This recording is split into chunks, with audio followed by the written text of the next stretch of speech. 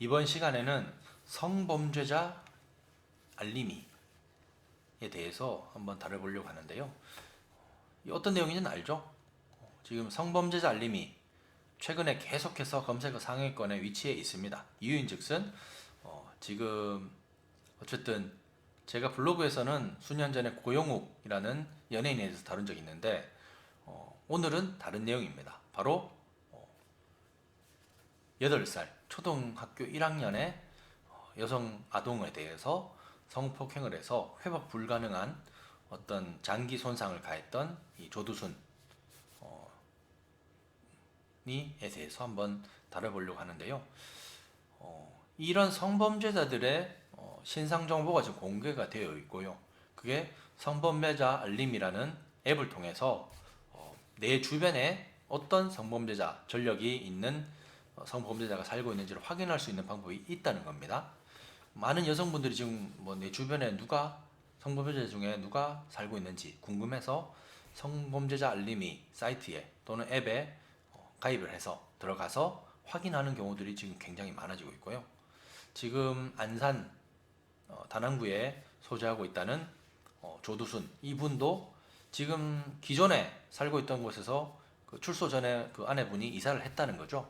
이사를 했는데 지금 뭐 언론에는 그 거주지가 다 공개가 되어서 많은 분들이 외부 타지에 있는 분들 또 이웃 주민들이 뭐 서로 대치하는 그런 양상도 전개가 되고 있는 걸로 압니다. 만약 그분이 다른 곳으로 만약 이사를 가게 된다.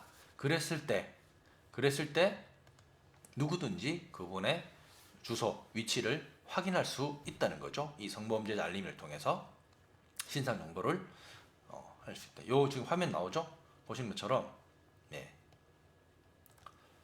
성범죄자 알림이라고 돼서 긴급 안심 서비스도 있고요. 그 다음에 조건 검색을 통해서 어린이집이나 유치원, 각급 학교 반경 1km 이내 거주하는 성범죄자를 검색할 수 있다. 당연히 스마트폰 앱을 통해서도 가능하고 예.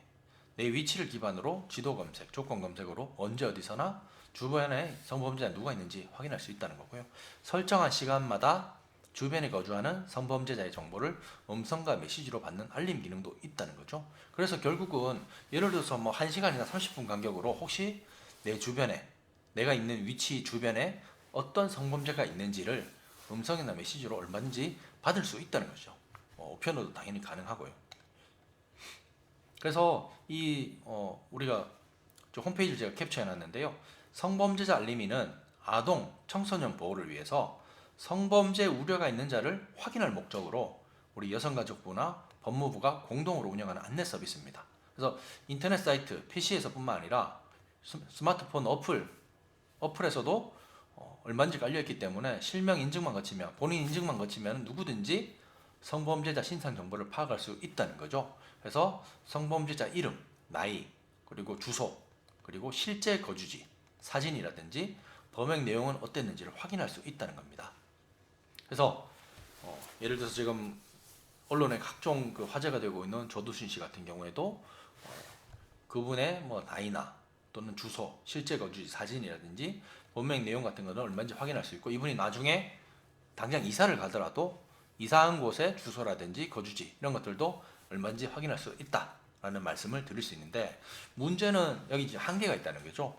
이렇게 성범죄자 알림을 통해서 공개되는 신상 정보를 나만 알고 있는 건 괜찮은데, 만약에 이렇게 블로그라든지 또는 유튜브 같은 또는 커뮤니티 같은 데서 알린다든지 올리게 되면, 업로드를 하게 되면은 형사처벌을 받을 수 있다는 거죠. 그래서 실제로 지금 여기 나오죠.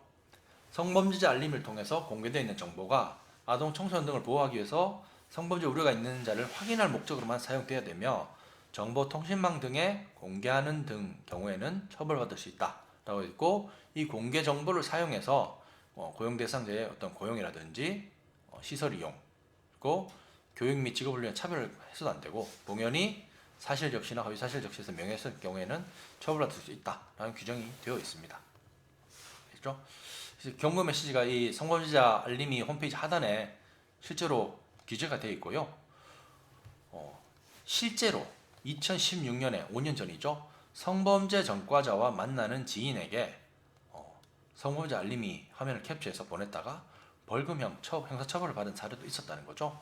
그래서 아무리 뭐 조두순이 됐든 뭐 누가 됐든 목적이 어떠하든 성범죄자 정보를 외부에 유출한다든지 본인이 아는 것을 떠나서 다른 사람과 공유를 하는 행위는 형법상 명예훼손에도 해당될 수 있고요. 만약에 거기서 좀 양념을 쳐서 허위사실을 가미해서 유포한 경우에는 형량이 더 늘어날 수도 있다 돼 있습니다. 그래서 실제로 저도 이제 이런 어떤 일을 벌인 분에 상담을 했었는데요. 이 범죄자, 성범죄 정보를 고지해주는 성범죄 알림이 화면을 캡처해서 다른 사람과 공유를 했다든지 전송을 하게 되면은 형사처벌될 수 있다. 그런 것들이 있고, 이 사이트가 개설된 이후에 미인용자가 매년 감소하는 추세에 있지만은 정작 범죄 예방 효과라든지 또는 재범 완화 효과는 낮다고 합니다. 왜냐? 이게 이제 이 PC 사이트나 어플에 접속해서 프로그램을 깔아야 되고 본인 인증을 해야 되니까 절차도 번거롭고 실질적으로 범죄자를 피할 수 있는 방법이 없다는 거죠. 본인이 스스로 지켜야 된다는 거죠. 그래서 한계가 있기 때문에 아마 이용률이 떨어진다고 생각되고, 다만 이 성범죄 정보를 지인에게 알리고 싶다 그러면은 어플을 직접 깔아라 라고 설득하는 것이 가장 최선의 방법이 아닌가 싶습니다. 그러니까 어떤 국민의 알 권리와 그다음에 성범죄자의 어떤 인격권, 명예 이런 것들을 보호할 수 있는 어떤 절충점이 누군가에게 알리고 싶다 그러면 본인이 다른 사람에게 이런 설명을 하면서 어플 한번 깔아서 확인해 보라 라고 하는 것이 법 위반도 아니고 또 본인도 좀 안전하게 정보를 지키는 보유를 하게 되는 그런 방법이 아닐까 싶습니다. 예. 이해가 되셨나 모르겠네요.